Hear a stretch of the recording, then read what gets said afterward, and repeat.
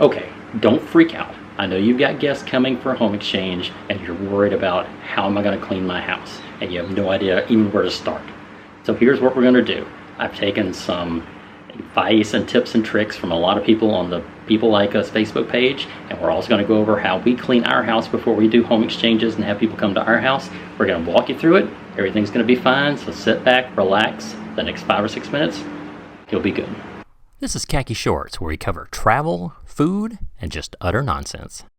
Okay, let's jump right in. We have a condo in Thailand, so our cleaning list might be different than a ranch home in the US or a flat in the UK. You might have to adjust accordingly. Big thing right off the bat is cleaning or replacing your aircon filters. These things aren't readily in sight, so they're often forgotten. This will help your guests breathe better, as well as yourself when you return. In that same vein, we always take our fans apart and clean the blades and safety covers. These collect dust and grime and need a good cleaning a few times a year anyway. Having guests just gives us a good motivation to do so. We do the same thing with our ceiling fan. You never realize how dirty it is until it stops spinning.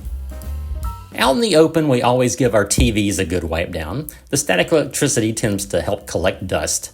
Short stays might not use the TV a lot, they're too busy out exploring, but for longer stays or if there's bad weather, your guests might want to just kick back and watch the old telly.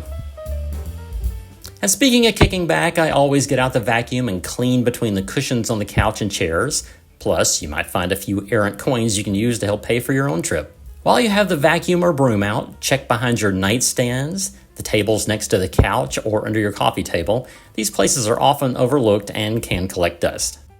We have several sliding glass doors and always like to give the track a good vacuum and wipe down.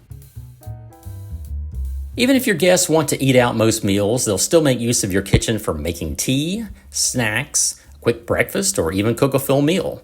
We always make sure to dump any crumbs out of our toaster and give it a good wipe down. We try to keep our microwave clean, but it never hurts to pull out the plate and wipe underneath. We also have an air fryer that we wash after every use, but we give it a good quick once over just in case anyone wants to use it during their stay.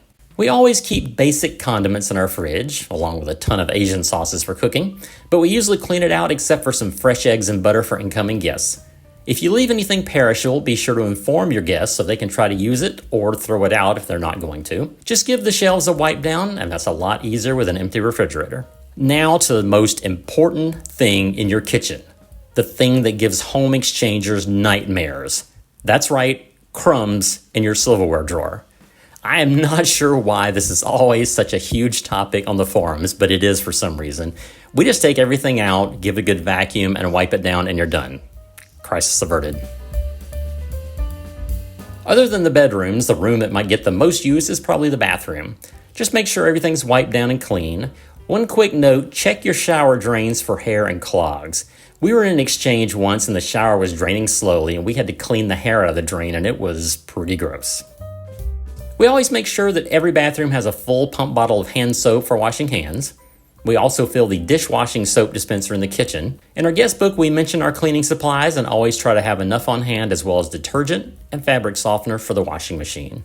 Luckily, we have plenty of closet space, so we keep an area in each room with just a few things we can clean out easily to leave space for our guests. I know this isn't always the case with smaller apartments or homes with bigger families.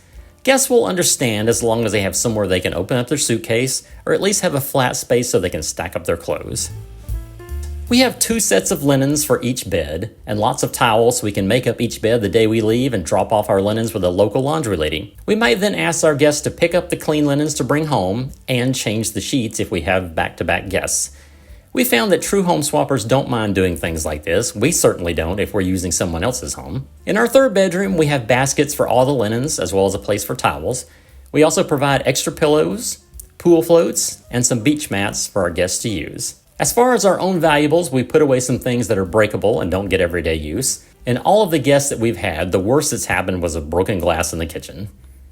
We have a personal safe for our valuables and another smaller safe that our guests can use during their stay. Don't just focus on the inside of your home. We have a terrace where we like to sit for a morning coffee or tea, or in the evenings after the sun is behind the mountain. We just make sure the table and chairs are cleaned and the area is swept. If you have an outdoor area, be sure it's ready for visitors.